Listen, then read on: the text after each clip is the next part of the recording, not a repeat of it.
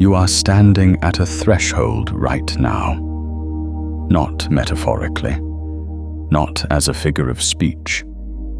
Actually, physically, in the reality you are living, you are standing at the edge of something that has been building for longer than you know. And the fact that you found this transmission in this moment, on this particular day, is not coincidence. It is confirmation.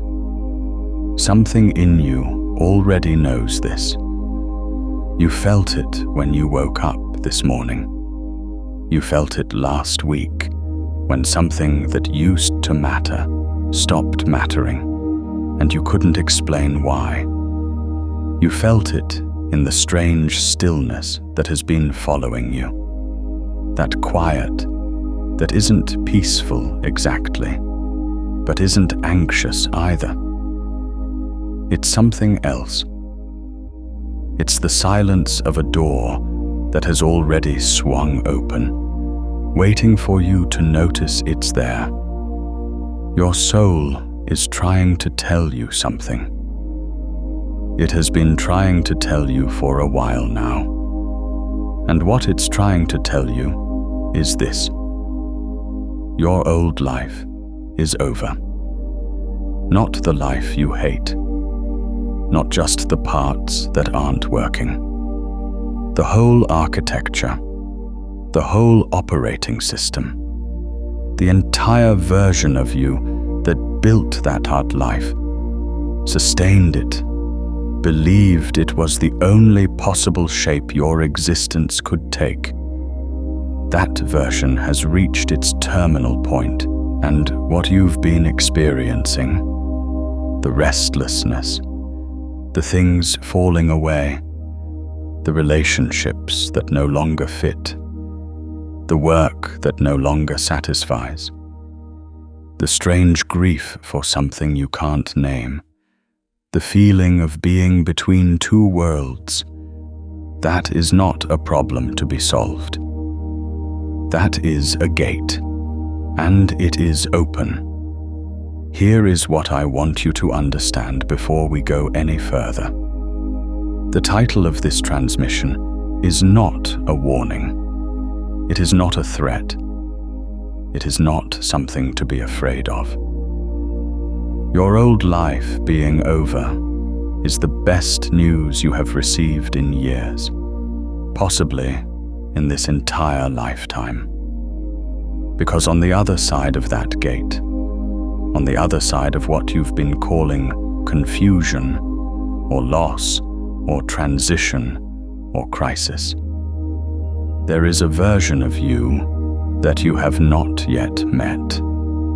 A version that has been waiting at the threshold for exactly as long as it has taken you to get here. You are a winner. Not because you've won anything in the conventional sense, but because you made it to the gate. Because you didn't collapse under the weight of the old life before it finished dissolving.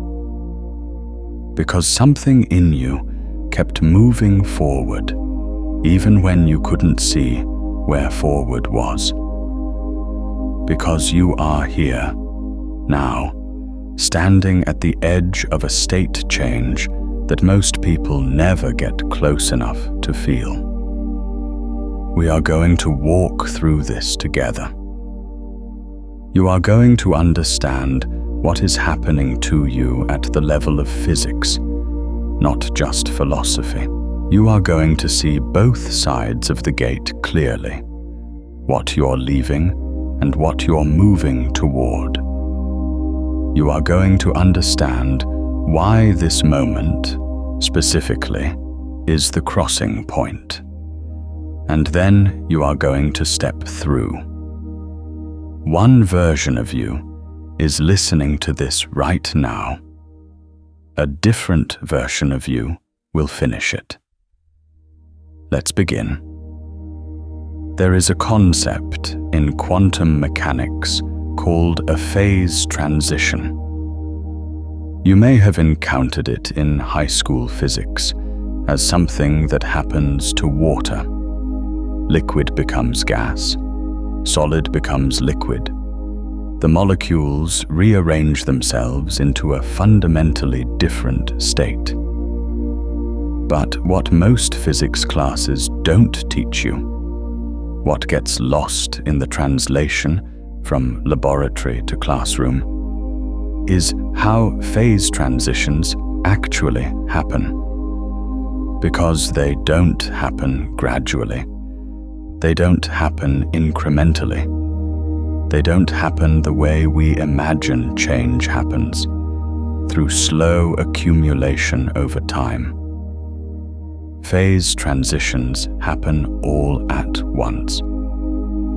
There is a moment, a precise and specific moment, where the system is still in the old state. And then there is the next moment, where it is in the new state. And between those two moments, in the crossing itself, something extraordinary occurs. The system enters what physicists call a critical point, a state of maximum instability, a condition where the old structure has released, but the new structure hasn't yet locked in, where everything is, for one suspended instant, simultaneously both and neither. That is where you are right now. You are at the critical point. You are in the phase transition. You are in the space between the old state and the new one, which is why everything feels simultaneously unstable and charged, simultaneously like loss and like possibility, simultaneously like the end of something and the beginning of something you can't yet name. The reason most people don't understand what's happening to them at moments like this is that they've been taught to think about personal change the way we think about gradual improvement.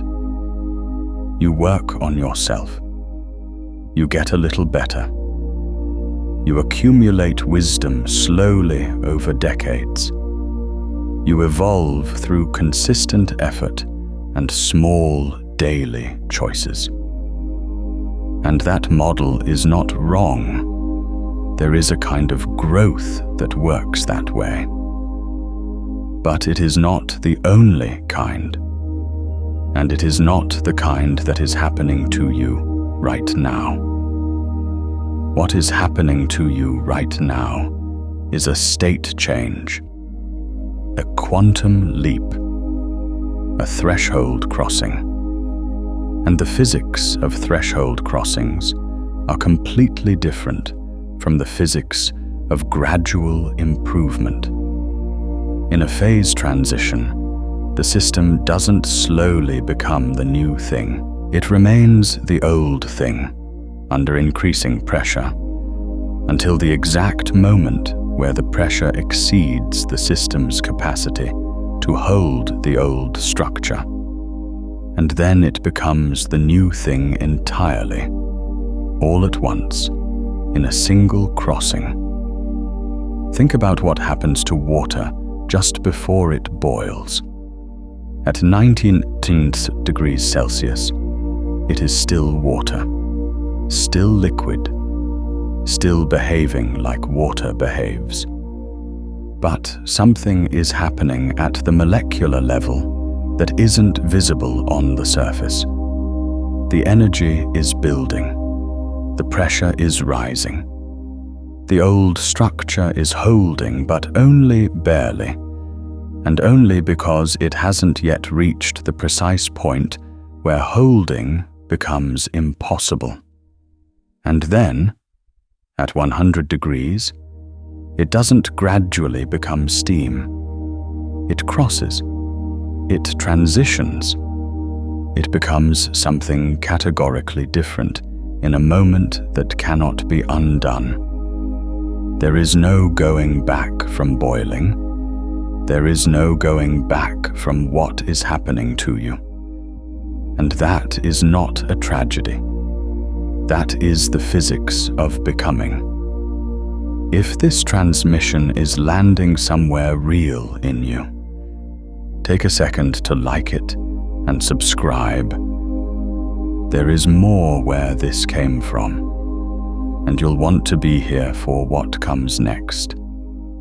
Your soul, the deepest intelligence of your being, the part of you that exists at a level beneath thought and emotion and story.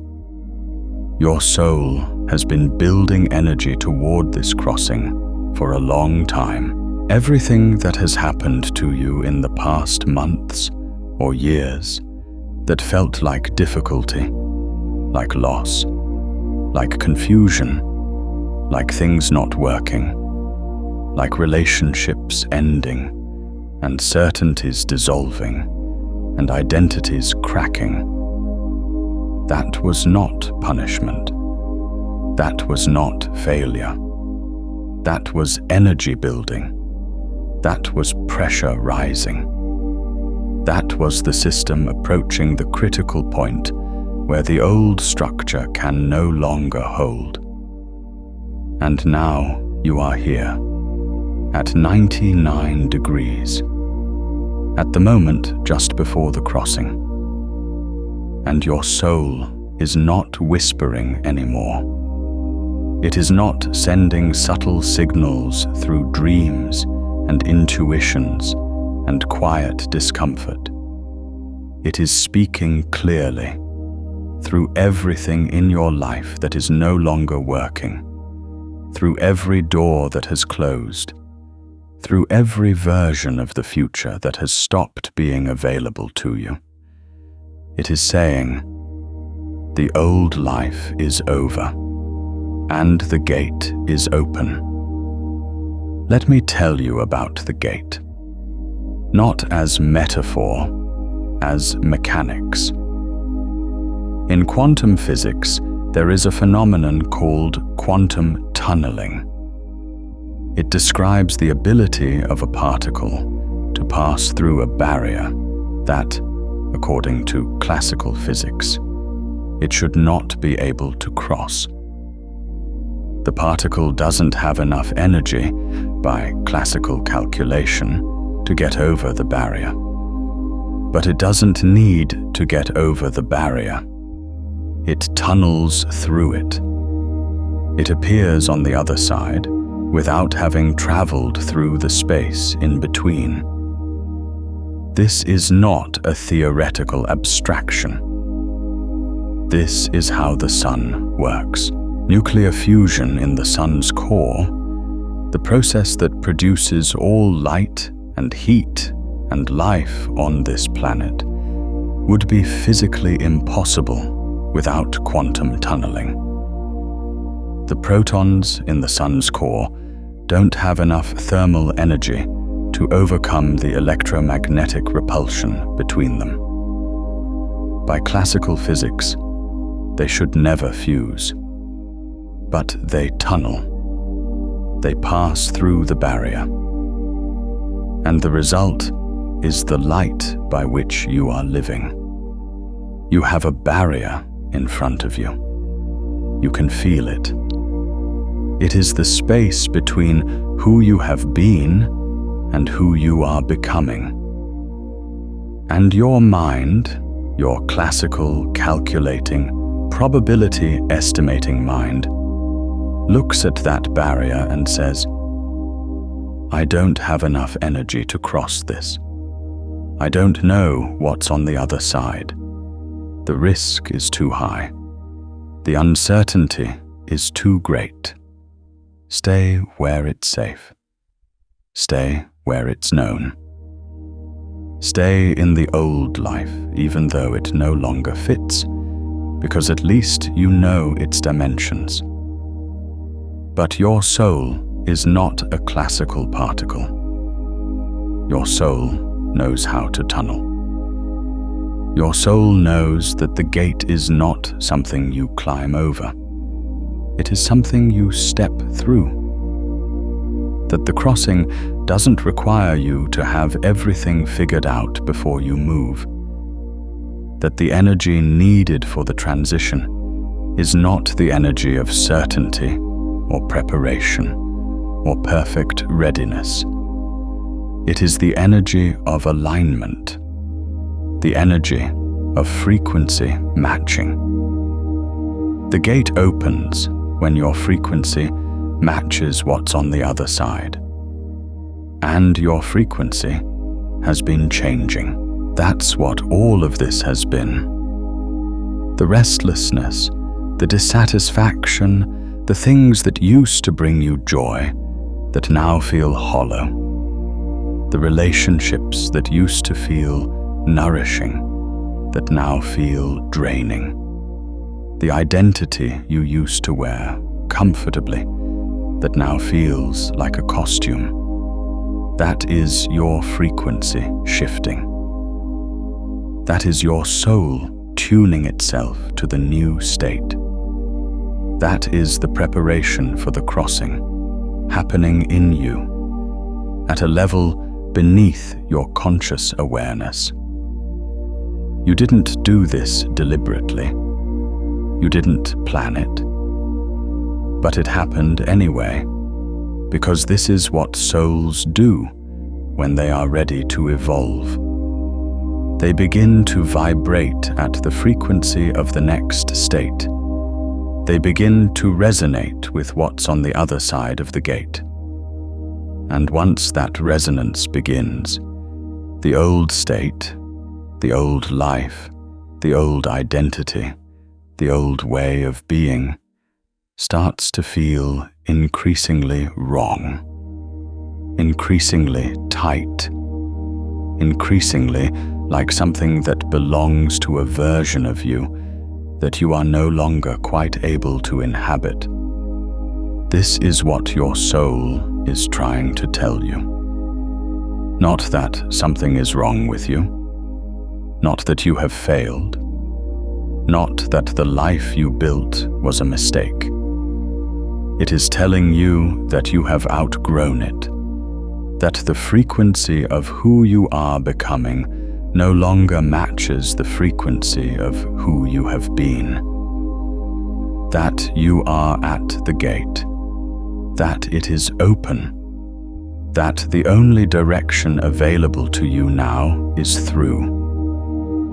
Now, let's talk about both sides, because the gate has two sides, and you need to see both of them clearly, not to grieve one or romanticize the other, but to understand what the crossing actually means, what you are leaving behind, and what you are moving toward, with full consciousness, with open eyes.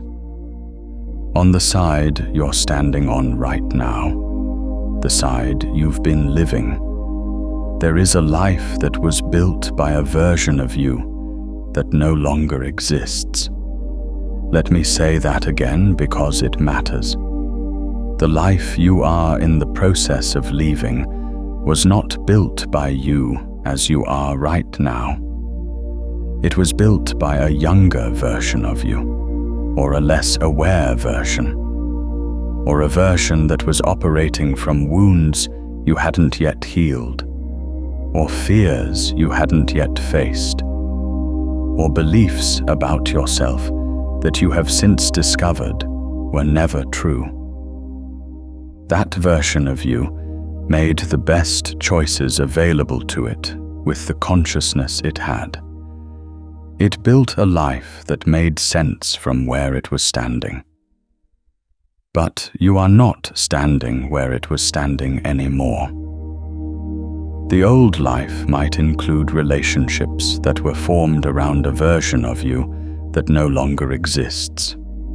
Partnerships or friendships built on a shared understanding of who you were that has since become outdated.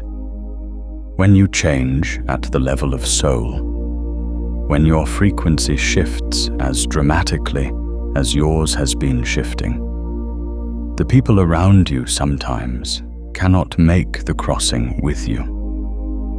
Not because they are wrong or bad or insufficient, but because they are tuned to the old frequency, because the version of you they know and love and relate to is the version that is in the process of dissolving. And there is a grief in this that is real and should not be minimized. You are allowed to grieve the connections that cannot survive your becoming. You are allowed to honor what they were, even as you release them. The old life might include a career or a purpose structure that was built around what you thought you were supposed to do, what your family expected, or what your culture valued, or what the wounded version of you needed to prove. Work that once felt like identity, but now feels like a cage. Achievement that once felt like evidence of your worth, but now feels hollow because you've stopped needing to prove your worth in that particular way. Success that looks right from the outside, but feels wrong from the inside, because the inside has changed and the outside hasn't caught up yet.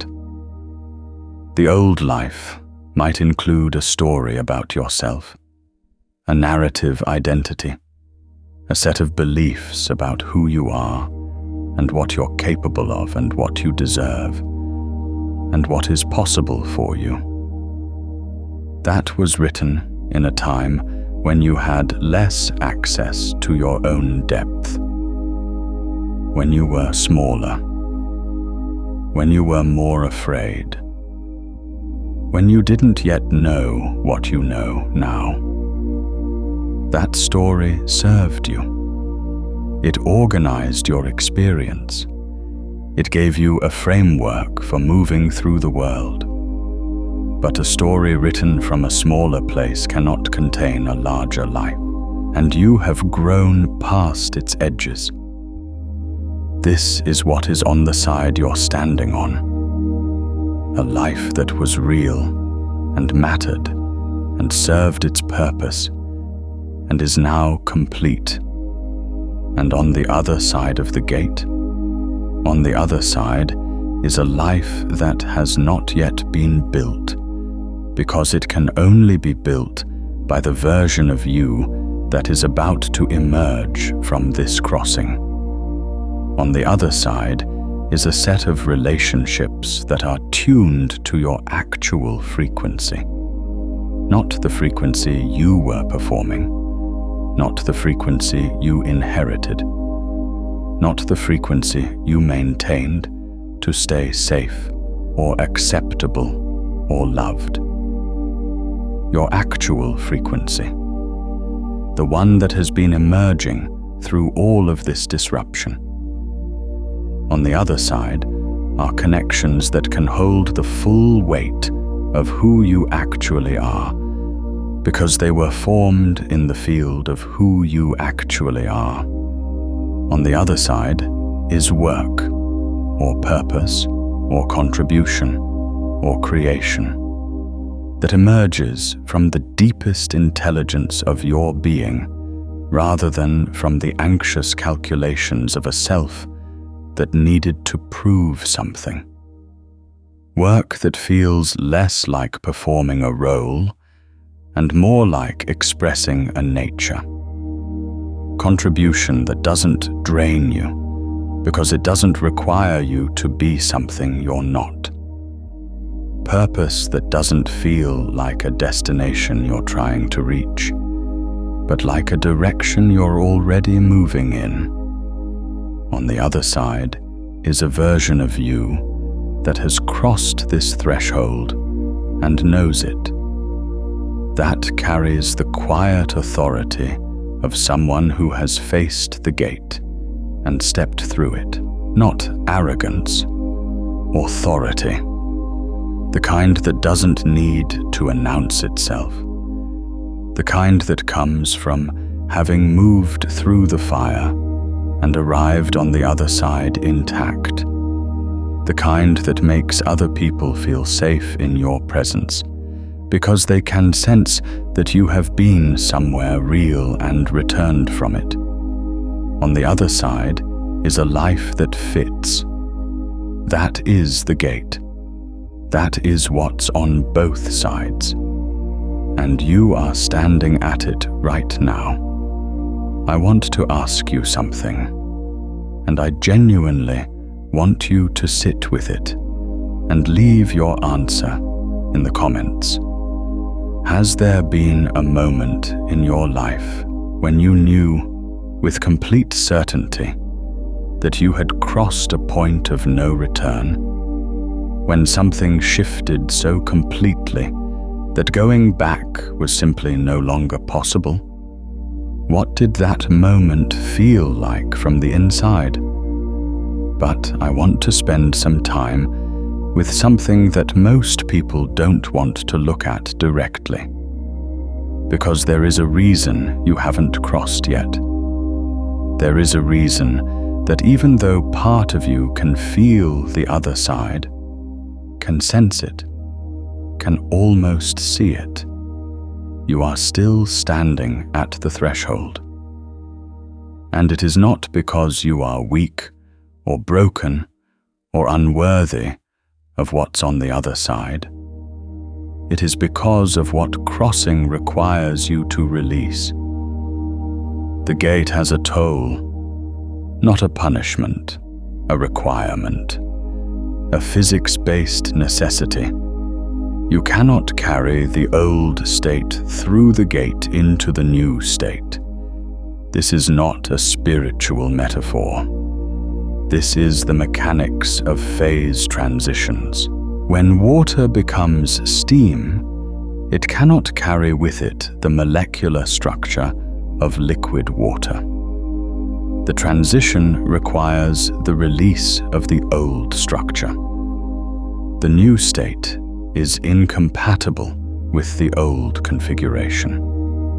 What this means for you is that some of what you have been holding, some of what you have been identified with, some of what you have been using to define yourself, some of what you have been protecting, has to be released at the gate. Not because it was bad, not because it failed you, but because it belongs to the state you are leaving, and the new state cannot accommodate it. The identities you've been wearing, the stories you've been telling about why your life is the shape it is, the grievances you've been carrying, the ways you've been wronged, the ways you were failed, the ways the world didn't give you what you needed. The self-concepts built from old wounds, the beliefs that you are too much or not enough, or fundamentally unsuited for the life you actually want.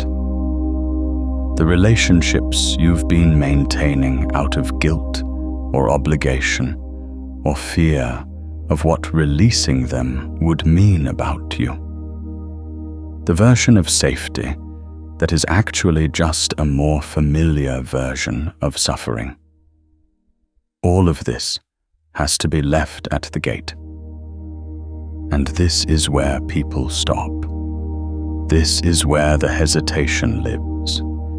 This is where you stand at 99 degrees and don't quite make the crossing. Not because you don't want what's on the other side, but because the release feels like death. And here is the thing about that. It is a kind of death. The dissolution of an identity, the release of a story that has organized your entire experience of yourself, the ending of relationships that have defined who you are in relation to others. These are real losses. They deserve real grief. The fact that something better is on the other side doesn't mean the leaving isn't hard. Both things are true. The crossing is necessary, and it is also a kind of dying. But here is what I need you to hear. What dies at the gate is not you. What dies at the gate is a version of you that was always temporary, a configuration that served its purpose and reached its completion. The soul that is moving through the gate, the awareness that is doing the crossing, that does not die. That cannot die. That is the part of you that has always been moving toward this moment. That is the part of you that recognized this transmission and chose to receive it. You are not losing yourself at the gate. You are finding yourself, for possibly the first time. I want to tell you about someone. Her name was Mira. Mira was 34 years old when she found herself sitting in the parking lot of the job she had worked for 11 years, unable to make herself go inside. Not because something terrible had happened that day. Not because there was a crisis or a conflict or a reason. She simply sat in her car, in the parking lot of the building she had entered 5 days a week for over a decade, and felt with absolute clarity that she could not go through that door one more time. From the outside, Mira's life looked like success.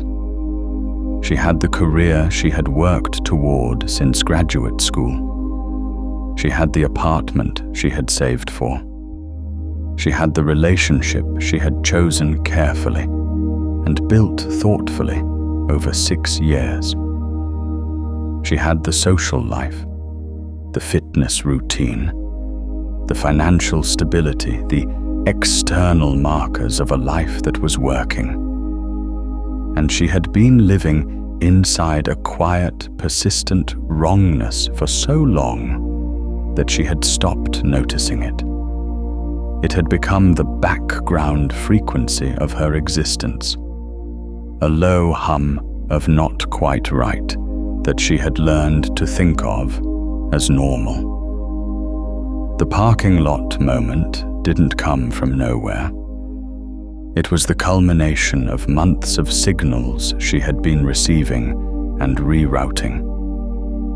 The Sunday night dread that had been getting heavier. The conversations with her partner that had been feeling increasingly like two people speaking different languages. The projects at work that had stopped engaging her mind in any way that felt alive. The dreams she'd been having. Vivid, urgent dreams about being in a house she didn't recognize, looking for a room she couldn't find. The friendships that had started to feel like performances she no longer had the energy to maintain. She had been explaining all of it away. The dread was just stress. The disconnection from her partner was just a phase. The disengagement at work was just burnout. The dreams were just anxiety. She had been applying the language of temporary difficulty to what was actually a permanent threshold. Sitting in that parking lot, she didn't have the framework for what was happening to her. She didn't know she was at a gate. She didn't know that the wrongness she'd been feeling wasn't a malfunction, but a signal. She knew only that something in her, something she couldn't name or locate or argue with, was refusing to cooperate with the life she had built. She called it a breakdown, because that was the only language available to her. She told her boss she was sick. She drove home.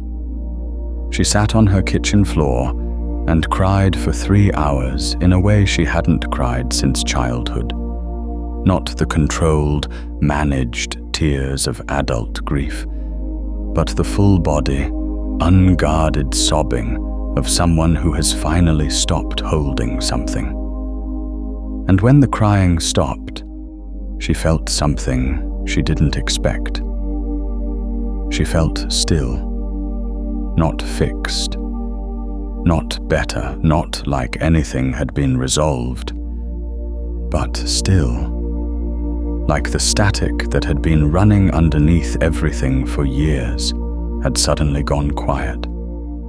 Like a frequency she hadn't known was there, had finally been released. That stillness was the gate. She didn't know it yet. She spent the next several months in what she would later describe as the in-between, the space where the old life had cracked, but the new one hadn't yet formed. She and her partner eventually acknowledged what both of them had been feeling for years, that they had grown into different people, people who loved each other, but were no longer moving in the same direction. The ending was painful in the way that real endings always are. But underneath the pain was something she kept noticing. Relief. A relief so deep it almost felt like grief itself. She left the job. Not with a plan, which terrified the part of her that had always needed a plan, but with a clarity she couldn't argue with. She moved to a smaller apartment. She spent 6 months in a kind of radical simplicity. Less noise, less obligation, less performance of the identity she had been maintaining. And in that simplicity, something began to emerge. A version of her she had not met before. Or perhaps a version she had met very briefly in childhood, before the world had taught her what she was supposed to want. A version that had specific hungers she had spent years trying to redirect into acceptable channels. A version that knew things she had been pretending not to know. A version that was, in some fundamental way, more herself than anything she had been before. The life Mira lives now is not the life she planned. It is not the life anyone in her previous world would have predicted for her. It is, by almost every external measure, smaller than what she had before. Less income, less status, less of the markers she had been taught to accumulate. And it is, by every internal measure, the only life she has ever lived that actually belongs to her. She says, when she talks about the parking lot moment, that she used to think of it as the day her life fell apart. She now understands it as the day the gate opened. The day her soul finally found a way to be heard through all the noise she had been making to drown it out. She says, I thought I was losing everything. I was actually losing everything that was in the way. That is the crossing. That is what it looks like from the inside. And I am telling you her story because some part of what she experienced is living in your experience right now. Maybe not in the same form, Maybe not in the parking lot or the kitchen floor, but in the quality of the signal, in the persistent wrongness, in the things that are no longer working, no matter how hard you try to make them work. In the grief for something you can't name, in the strange, terrifying, electric sense that you are at the edge of something. You are at the edge of something. Think about where you are right now in your own life, and drop it in the comments. Not the details, necessarily, but the quality of it. Are you in the parking lot moment? In the kitchen floor moment? In the in-between? Wherever you are in this crossing, name it. Someone else reading your words will recognize themselves in them. Now, I want to talk about why now. Because the timing of threshold crossings is not random. Phase transitions don't occur arbitrarily.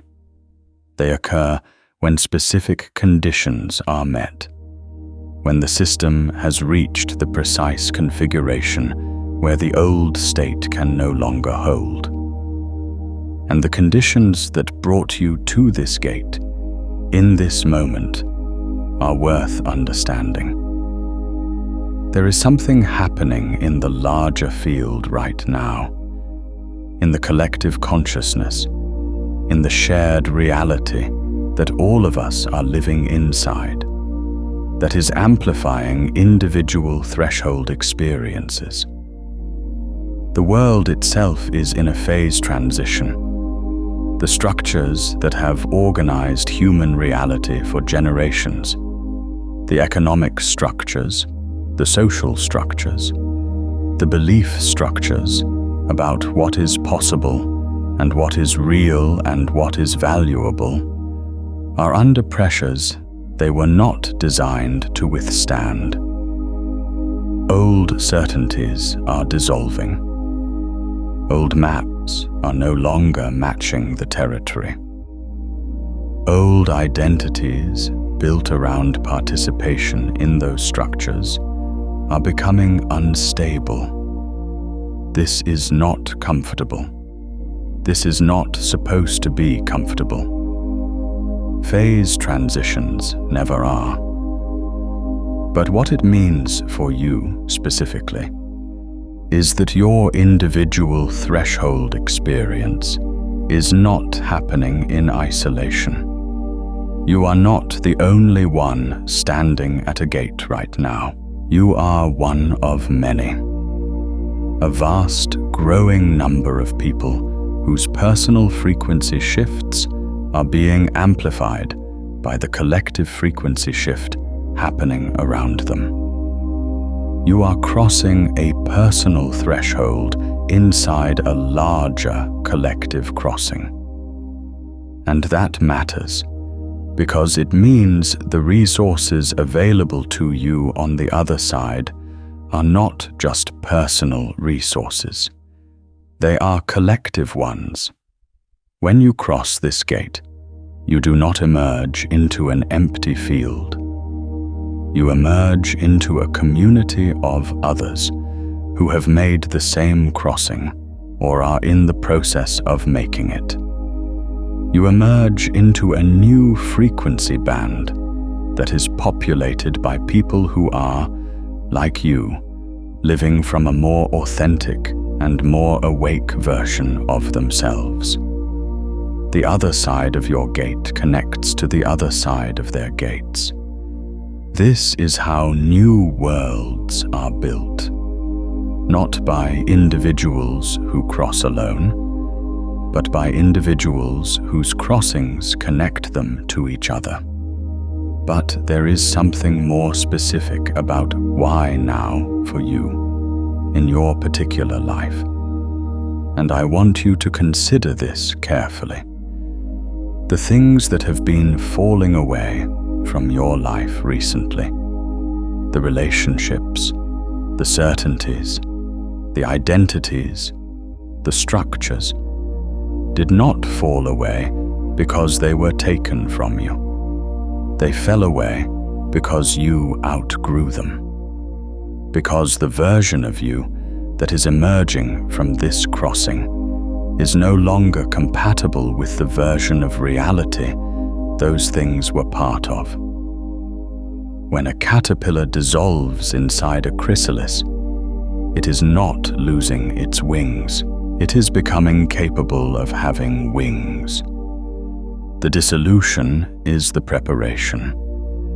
The falling away is the making room. Everything that has left your life in the past year, or 2 years, or 5 years, every door that closed, every relationship that ended, every certainty that dissolved, every identity that cracked, was the universe making space.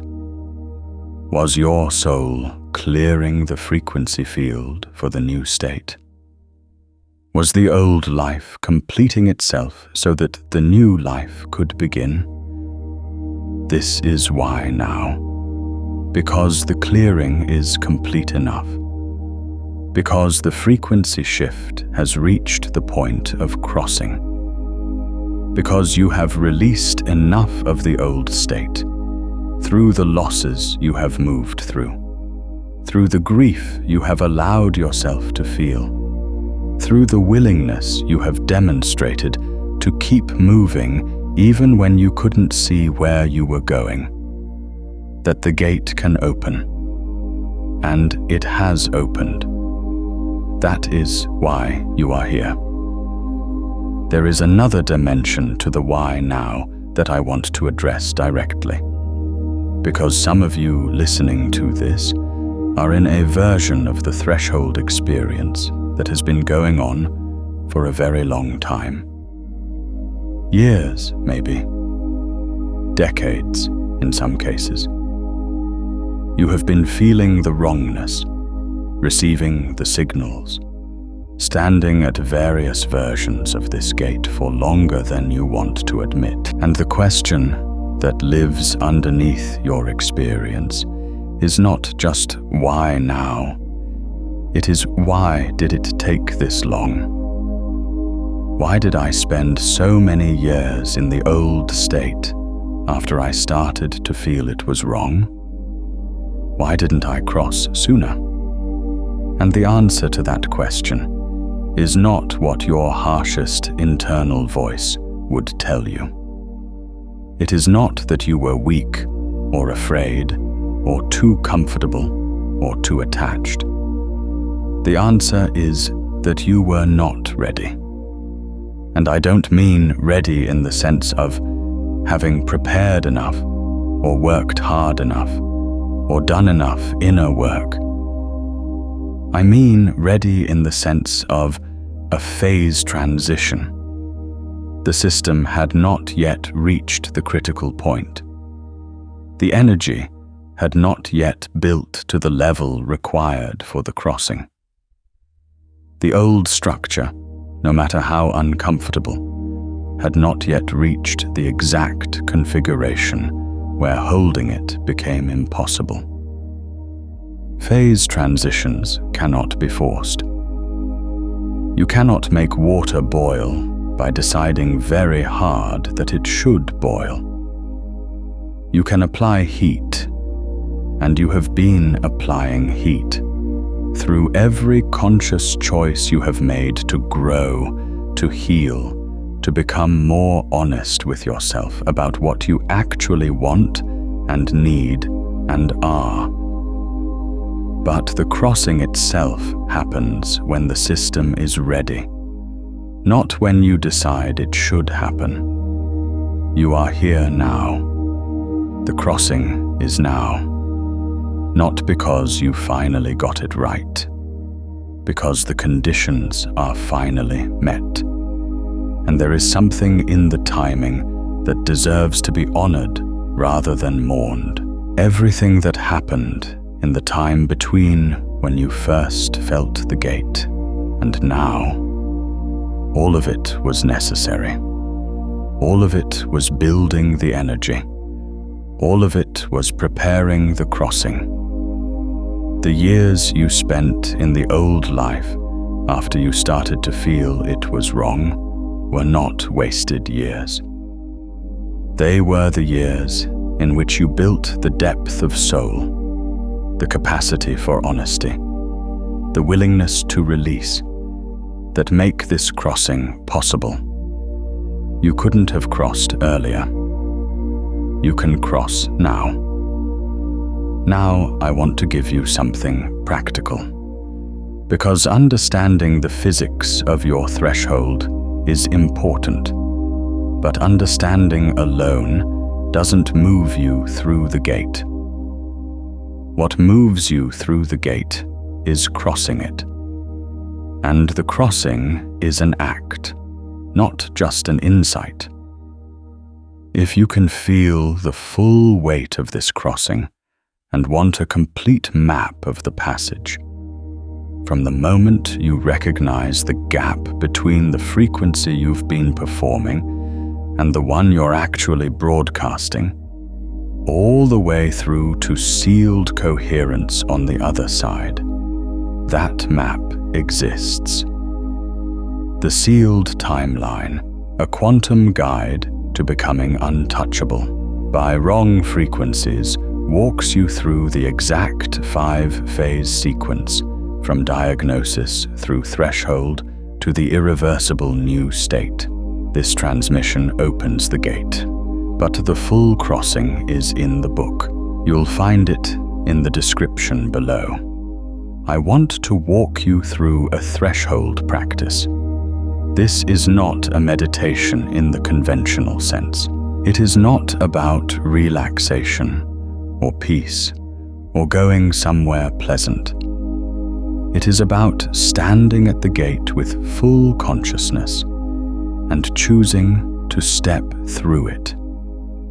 It is the moment of crossing, done deliberately, done with full awareness of what is being released and what is being entered. Find a position that is comfortable but alert, not lying down. The crossing requires presence, not sleep. Sitting, ideally, with your spine upright and your feet on the floor. Hands open in your lap, palms up. Eyes closed. Take 3 breaths. Not controlled breathing, not patterned breathing. Just 3 full, natural breaths. And with each breath, feel the ground beneath you. The actual physical ground. The floor, the chair, the body you are in. Let yourself be here, in this moment, in this body, in this life. Now I want you to bring to mind the old life, not as something to judge or analyze, as something to see clearly. Bring to mind the structures, the relationships, the roles, the identities, the stories that you know belong to the version of you that is completing. Don't reach for them. Don't grip them. Just let them be visible. Let yourself see them clearly, perhaps for the first time, without the distortion of either attachment or rejection. Just see them. What they were, what they gave you, what they cost you, what they meant to the version of you that built them. And now. And this is the part that requires something of you. I want you to say thank you to them, not because you have to, not because gratitude is the correct spiritual response, but because they were real, because they served you, because the version of you that built them was doing the best it could with what it had. because those structures, those relationships, those identities, they carried you here, to this gate, to this moment, and they deserve acknowledgement before you release them. Thank you for what you were, for what you gave me, for carrying me this far. And now feel the release. Not forced, not dramatic, just the natural, physics-based release of a structure that has served its purpose and is ready to complete. Like exhaling, like unclenching a hand that has been holding something for a very long time. Let it go, not with effort, but with willingness, with the quiet authority of someone who understands that releasing the old state is not loss. It is the mechanism of the crossing. Feel the space that the releasing creates, the spaciousness where the old structure was there, the openness where the certainty used to be. This is the liminal space, the space between states, the space of the crossing itself. This is the critical point. This is where most people retreat because the spaciousness feels like emptiness, and emptiness feels like loss. But it is not emptiness. It is potential. It is the quantum field in superposition, holding all possible new states before the crossing collapses it into the specific new state that is yours.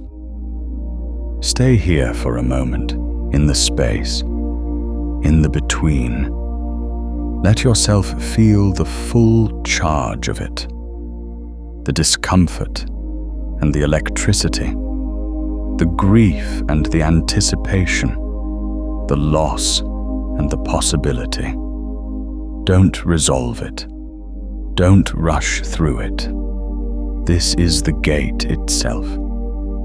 This is the threshold, and it is worth standing in for a moment before you cross.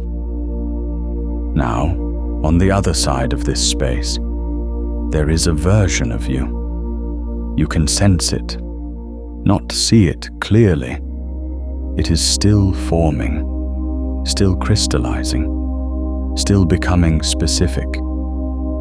But you can sense its direction. You can feel the frequency of it. You can notice what it carries that the old version didn't. The ease, the alignment, the sense of being fully inhabited in your own life. The quality of someone who has stopped performing and started living. The quality of someone who has crossed. I want you to step toward it, not with a leap, not with a dramatic gesture, just a step, one step, across the threshold, from the old state into the new one, from the version of you that was to the version of you that is becoming, from the life that was complete to the life that is beginning. One step, and as you step, feel the gate behind you. Feel the threshold you have crossed. Feel the old state releasing its claim on you. Not violently, not with grief, but with the clean finality of something that has completed. The door closes. Not because you are locked out of the old life, but because you have crossed into the new one, and there is no going back from a crossing. There is only forward. There is only what comes next. Stay on the other side for a moment, in the new state, in the field of what is becoming. Let yourself feel the quality of it, the difference in frequency, the difference in spaciousness, the difference in what is possible here versus what was possible there. Let yourself begin to sense the shape of what this side holds for you. And when you are ready, not rushing, not forcing, but when you feel complete, take 3 more breaths and open your eyes. You have crossed, not fully, not finally. The complete crossing is not a single moment. It is a process that will unfold over the coming days and weeks and months. But you have initiated it. You have done the thing that makes it real.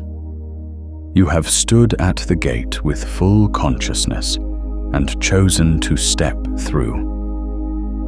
And that choice, that single deliberate awake choice, is the most important thing you have done in a very long time. Now, let's talk about what changes on the other side. Because this is where I want to be very precise with you. Because the other side of a threshold crossing is not what most people imagine. It is not a sudden arrival at a perfect life. It is not the immediate appearance of everything you've been wanting. It is not the end of difficulty or uncertainty or challenge. The other side of the gate is not paradise. It is a new state, and new states come with their own demands, their own learning curves, their own forms of difficulty. But the quality of the difficulty is completely different. On the old side of the gate, the difficulty was the friction of misalignment. The difficulty of trying to sustain a life that no longer fit the soul trying to live it. The difficulty of maintaining identities that required constant performance. The difficulty of relationships built on a version of you that you had to keep pretending to be. That kind of difficulty is exhausting in a specific way. Not the exhaustion of effort, but the exhaustion of inauthenticity. The exhaustion of being perpetually slightly wrong. On the new side, the difficulty is the difficulty of building, of creating, of learning the new territory, of making mistakes in the direction of your actual becoming rather than in the direction of maintaining something that was already over. This difficulty has a completely different quality. It is alive. It is generative. It is the kind of hard that makes you more rather than less. It is the kind of challenge that, when you lie down at the end of a day that contained it, you feel spent but not depleted, tired but not hollow. This is the first thing that changes on the other side, the quality of your difficulty. The second thing that changes is your relationship to uncertainty. On the old side of the gate, uncertainty was terrifying because it threatened the structure you were maintaining. Every unknown was a potential threat to the life you had built. Every change was a potential disruption to the stability you were protecting. And so, you spent enormous amounts of energy trying to control outcomes, predict futures, manage variables, maintain the known against the encroachment of the unknown. On the other side, uncertainty is the medium you work in. It is the field of possibility. It is the quantum superposition that precedes the crystallization of new reality. You don't need to control it, because you are no longer trying to protect a structure that requires protection. You are building something that emerges from the field of the possible. And the field of the possible is, by definition, uncertain. That uncertainty is not a threat to your new life. It is the condition that makes your new life possible. The third thing that changes is your relationship to other people. On the old side of the gate, your relationships were organized around the identity you were maintaining. People knew you as the role you were playing. They related to the version of you that had been built for the old life. And there was a loneliness in this, not always visible, not always acknowledged, but real. The loneliness of being known for something you were performing rather than something you were. On the other side, you are available to be known as you actually are. And this creates a completely different quality of connection. When you stop performing an identity, you stop attracting people who relate to the performance. You start attracting and being attracted to people who resonate with your actual frequency. The connections that form on the other side of the gate are not necessarily easier or more comfortable than the ones you left behind, but they are real in a way that the performance-based connections never fully were. They can hold your full weight because they were formed in the field of your full weight. The fourth thing that changes is your sense of time. On the old side of the gate, time felt like a resource that was running out. There was always the background anxiety of not having done enough, not having become enough, not having arrived at the life you were supposed to be living. Time was the enemy of the gap between where you were and where you thought you should be. On the other side, time becomes something different. It becomes the medium through which your becoming unfolds. Not a resource running out, but a field you are moving through. Not something to beat, but something to inhabit. There is a quality of presence on the other side of the gate that is very difficult to access from the old side. A quality of being fully in the moment you are in, because you are no longer trying to escape the present in favor of a future that might finally feel right. The present on the other side of the gate already feels right. Not perfect, not complete, but right, aligned, yours. The fifth thing that changes, and this is perhaps the most important, is your relationship to your own soul. On the old side of the gate, the soul's signals were things to be managed. The restlessness, the wrongness, the persistent sense that something needed to change.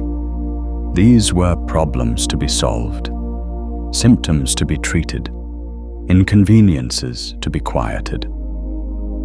You had learned, over the course of the life you built, to negotiate with your soul, to give it just enough of what it needed to keep it from disrupting the structure, to manage the gap between what it was asking for and what you were willing to give. On the other side of the gate, that negotiation ends. Not because the soul stops having needs or stops sending signals, but because you have demonstrated through the crossing itself that you are willing to listen, that you are willing to receive the signal and act on it, even when acting on it is terrifying, even when it means releasing what you've built, even when the other side of the gate is not yet visible. You have proven to your own deepest intelligence that you can be trusted with its guidance. And the soul, once trusted, becomes the most reliable navigation system you have ever had access to. It doesn't give you maps. It doesn't tell you the destination. It gives you the next step. Always just the next step. But when you have learned to trust it, when you have crossed enough thresholds to know that the soul's guidance, even when it leads through difficulty, leads toward life, the next step is enough. The next step is always enough. This is what changes on the other side, not the absence of challenge, the presence of alignment, not the arrival at a perfect life, the beginning of a life that is actually yours. I want to speak now to the part of you that is still hesitating, because even after everything we've covered, the physics, the mechanics, the parable, the practice, there is still a part of you that is standing at the edge of the crossing and not quite moving. And I want to speak directly to that part, because it deserves to be heard rather than overridden. The hesitation is not weakness. The hesitation is intelligence. It is the part of you that has learned through experience that crossings are costly, that change involves loss, that the other side of a gate is unknown, and the unknown has hurt you before, that the life you are standing in, for all its wrongness, is at least familiar, at least known, at least something you have developed the skills to navigate. This part of you is not wrong. It is doing exactly what it was designed to do: protect you from unnecessary risk. And for most of your life, that protection has been valuable. It has kept you from making crossings that weren't yours to make. It has kept you grounded in the reality you were in while you built the capacity for the next one. But here is what I need that part of you to understand. The risk calculation has changed. The risk of crossing is real. The life on the other side is unknown. The transition will involve loss. All of that is true. But the risk of not crossing is now greater than the risk of crossing. The cost of staying in the old state, the cost of continuing to live a life that no longer fits the soul trying to live it, is now higher than the cost of the transition. You have reached the point where the familiar has become more dangerous than the unknown. Staying in a life that has completed itself is not safety. It is a slower version of the same loss, without the possibility of what's on the other side. It is the prolonged experience of the wrongness, without the relief of the crossing. It is standing at 99 degrees indefinitely. All of the discomfort of the transition, none of the arrival. The hesitation has served you. It brought you here, to this gate with your eyes open and your consciousness intact. It made sure you didn't cross before you were ready, but you are ready now. And the hesitation, which was once your protection, is now the only thing standing between you and the life that is waiting. Thank the hesitation, honor it, and step through the gate.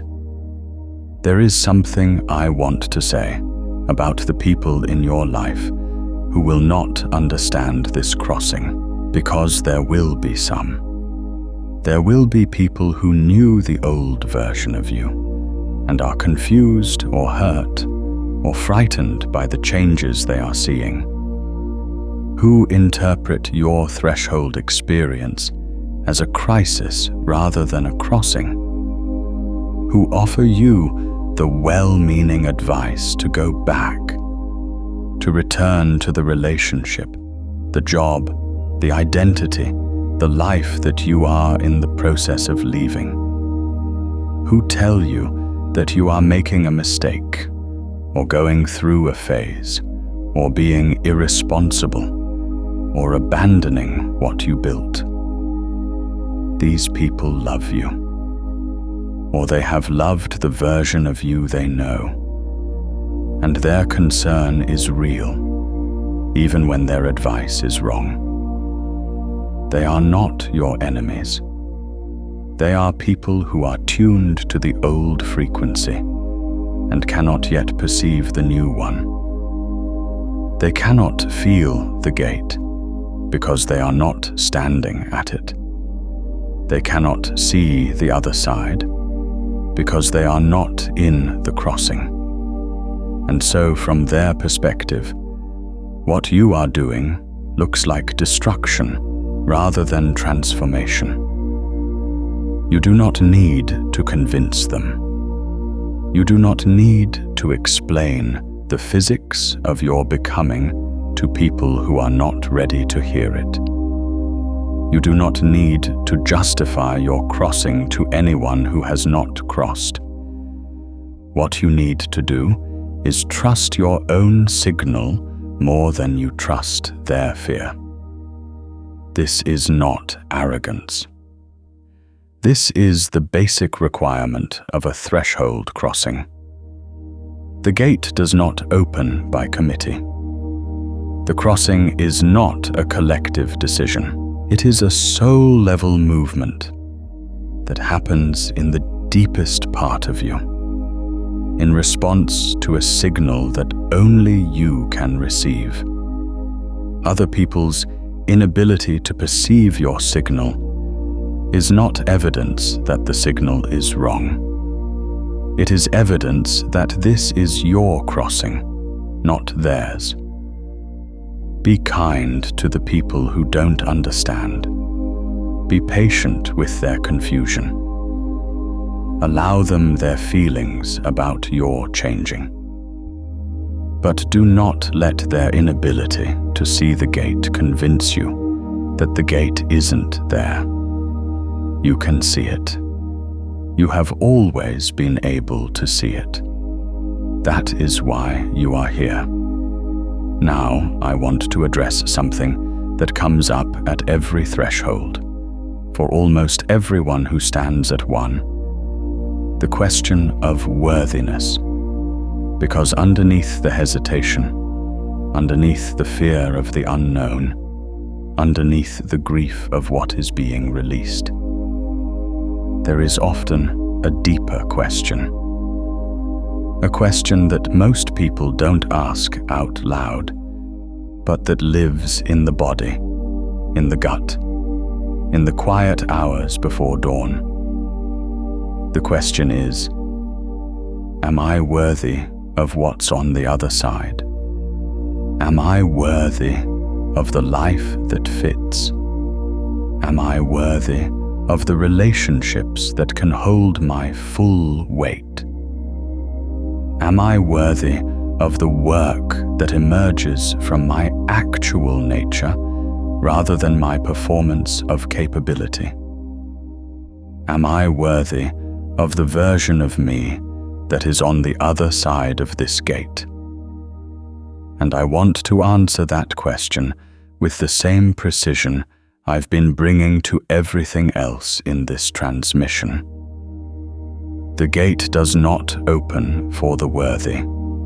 The gate opens for the ready, and worthiness has nothing to do with readiness. Worthiness is a concept from the old state, from the architecture of the life you are leaving. It is a concept built on the premise that you have to earn your way to the life you want, that you have to prove yourself adequate to the next level before you are allowed to cross into it, that there is some authority, external or internal, that evaluates your performance and decides whether you deserve the crossing. There is no such authority. There is no evaluation. There is no worthiness threshold that must be met before the gate opens. The gate opens when the frequency matches. And the frequency has been shifting in you. Through everything you have lived, through every loss and every crossing, and every moment of honest self-confrontation, it has been shifting toward this. The fact that the gate is open is the evidence that you are ready. Not worthy, ready. You do not have to earn the other side. You have to cross to it. And you are ready to cross. Let me tell you something about what happens in the days and weeks after the crossing. Because this is a part of the threshold experience that almost no one talks about. And not knowing about it can make people think they've done something wrong, or that the crossing didn't work, or that the other side isn't what they thought it would be. In the days immediately after a significant threshold crossing, there is often a period of what I can only describe as recalibration, a period where the new state is real but not yet stable, where the old structures have released but the new ones haven't fully formed, where you feel, in some moments, more lost than you did before the crossing, where the clarity of the gate moment, the sharp, electric certainty of the crossing itself, has given way to a quieter, more uncertain experience of being in new territory without a map. This is not failure. This is not evidence that you made a mistake. This is the natural aftermath of a phase transition, the period where the new state is crystallizing, finding its shape, settling into its configuration. Water that has just become steam is turbulent. The energy is high, and the form is not yet settled. This is the period you will be in. During this period, the most important thing you can do is not try to force the new state into a shape you recognize, not try to recreate the old structures in the new frequency, not try to resolve the uncertainty by reaching back for the familiarity of what you left. The new state needs time to crystallize. The new life needs space to emerge. The new version of you needs the freedom to become specific, rather than being forced into a predetermined shape. What you can do during this period is stay present. stay in the body. Stay in the moment you are in. Trust the signal.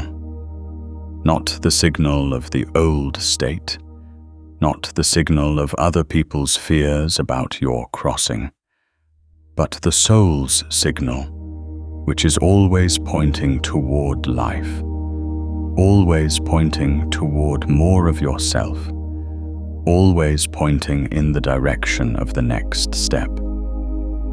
Stay close to that signal.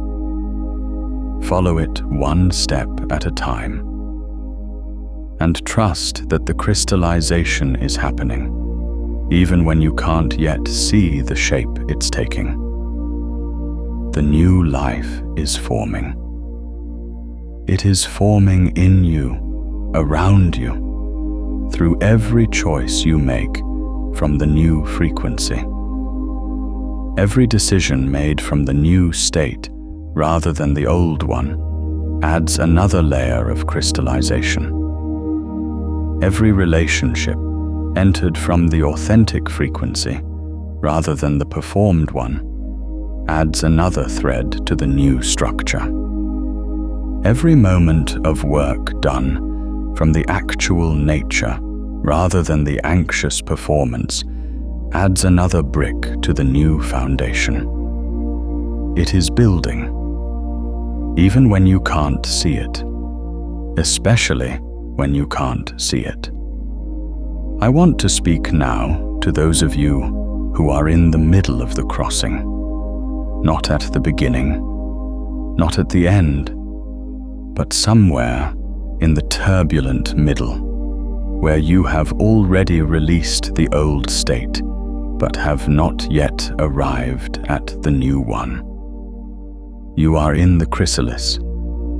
You are in the dissolved state. You are in the most difficult and most necessary part of the entire transition. The chrysalis is not a comfortable place. Inside a chrysalis, the caterpillar doesn't gradually develop wings.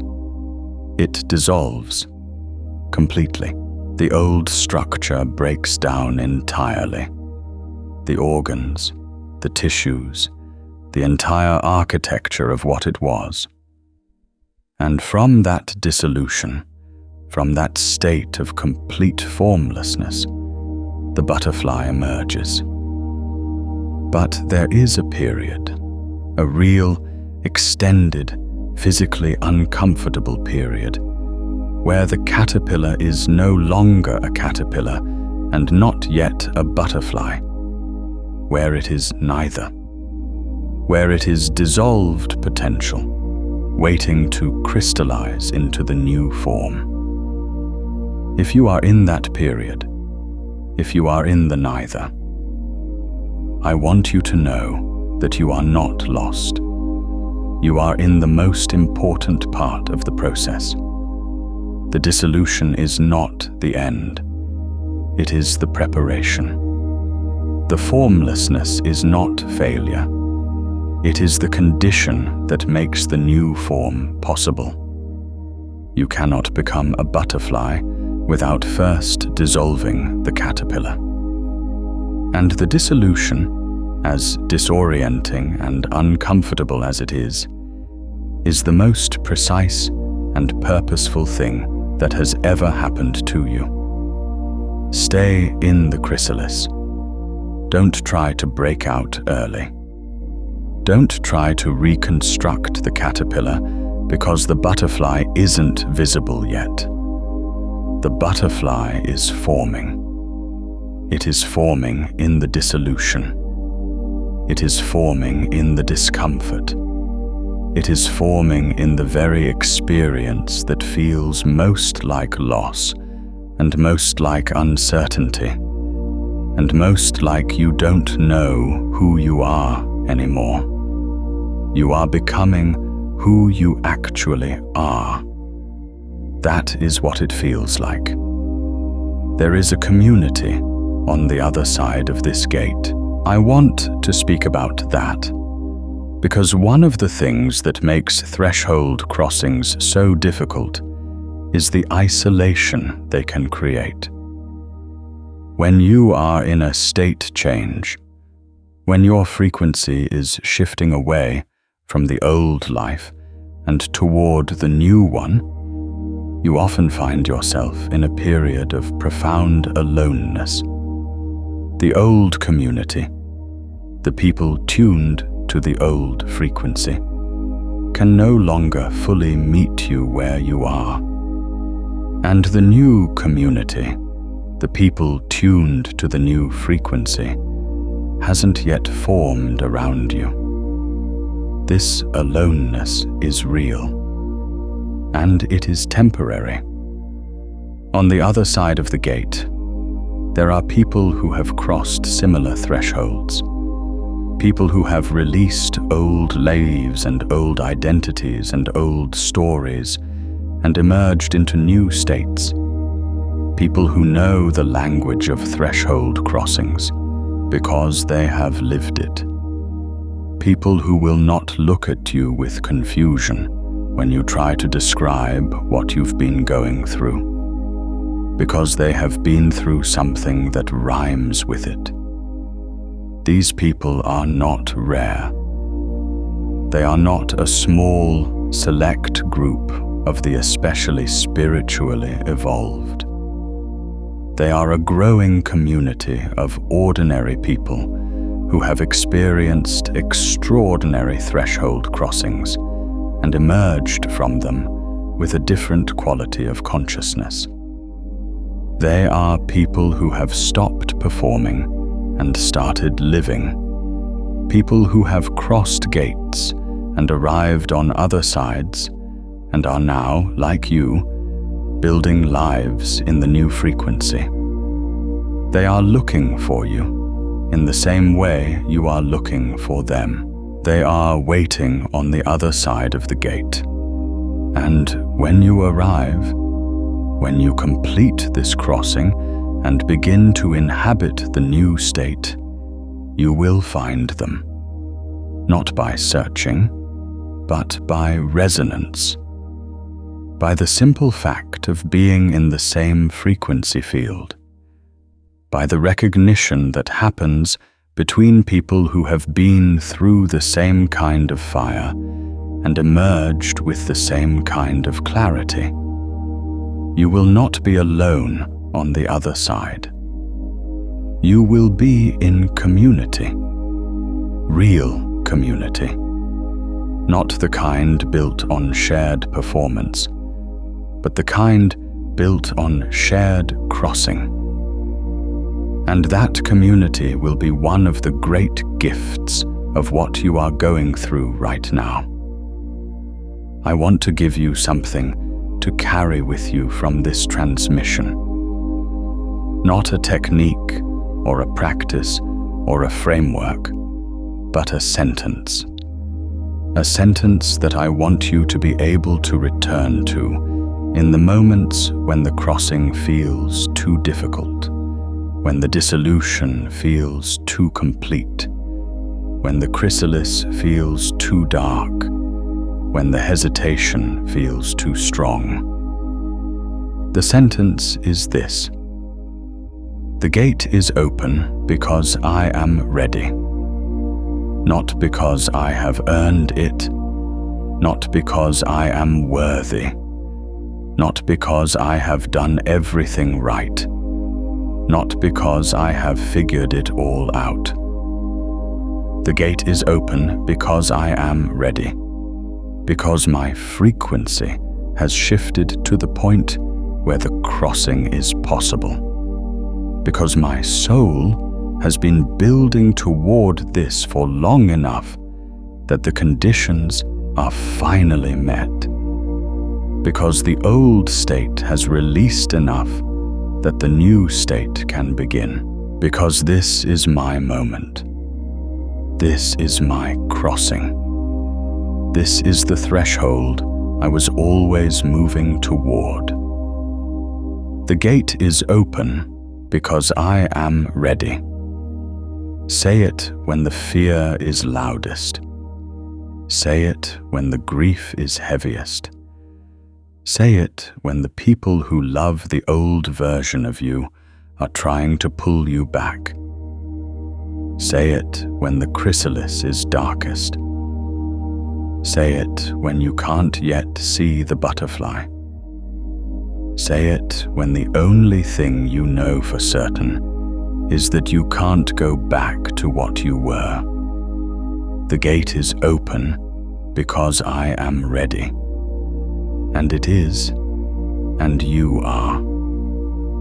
If this transmission found you at the right moment, if something in here named what you've been living, consider returning to it in a moment of stillness, when you're standing at the edge of a decision or a release and need to feel the physics of the crossing again.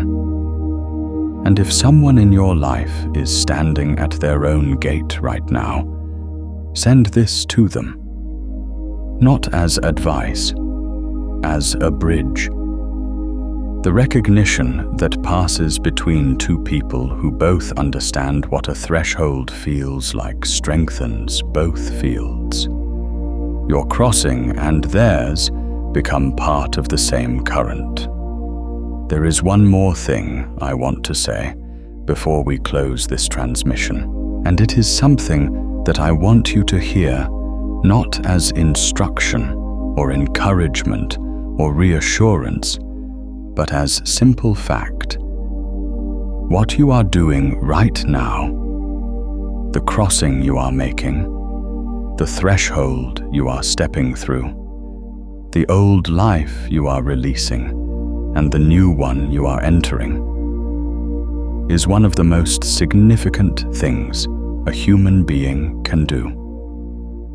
Not because it is dramatic or heroic or unusual, but because it is real, because it is the soul's work, because it is the thing that consciousness is actually for, not the accumulation of experience, not the achievement of goals, not the performance of identity, but the evolution through threshold crossings into deeper and deeper versions of itself.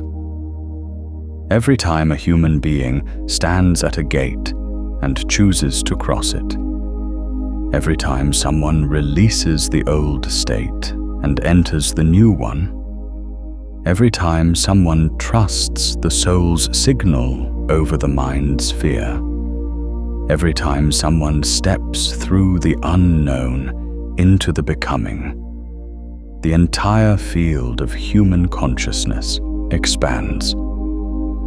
Your crossing is not just yours. It is a contribution to the collective capacity for crossing.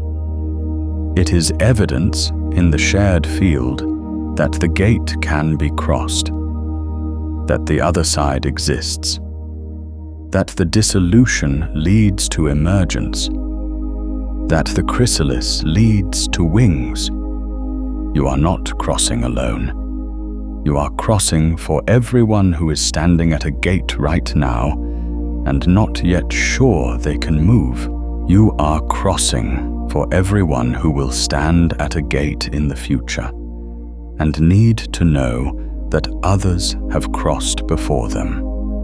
You are crossing for the version of yourself that will look back on this moment, years from now, and understand it as the turning point. The threshold, the day the old life completed and the new one began. This is that day.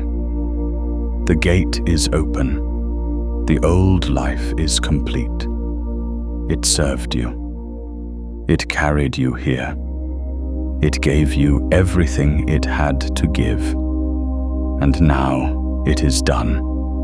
Not as failure, not as loss, as completion, as the natural, perfect, physics-based completion of a state that has fulfilled its purpose and released its energy for the crossing.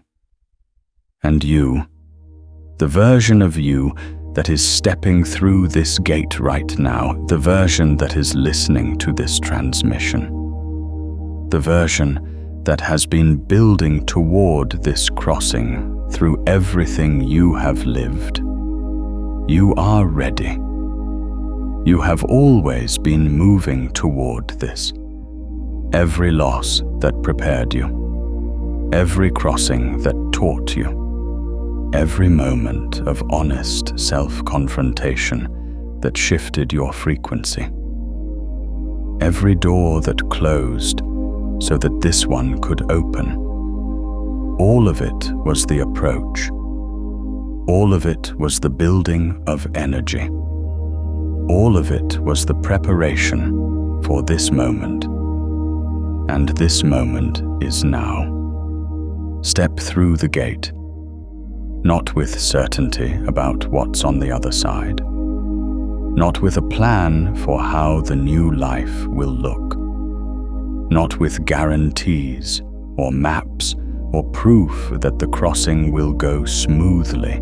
Step through with what you actually have, the frequency that has been shifting in you, the soul signal that has been guiding you, the willingness that has brought you this far, the courage that is not the absence of fear, but the choice to move through it. Step through with all of that. It is enough. It has always been enough. One version of you started this transmission. A different version is finishing it. The version that is finishing it has crossed a threshold, has stood at the gate with full consciousness and chosen to move through it, has released the old state with gratitude and entered the new one with presence, has said with the full authority of a soul that knows its own readiness, crossing. I am through. I am on the other side. That version of you, the one on the other side, is the one that the world has been waiting for. Not the performed version, not the version built to be acceptable or safe or familiar. The actual version, the one that emerges from the crossing, the one that carries the quiet authority of someone who has been through the fire and arrived on the other side intact. That version is you. It has always been you. The gate was the only thing between you and it. And the gate is open. You are a winner.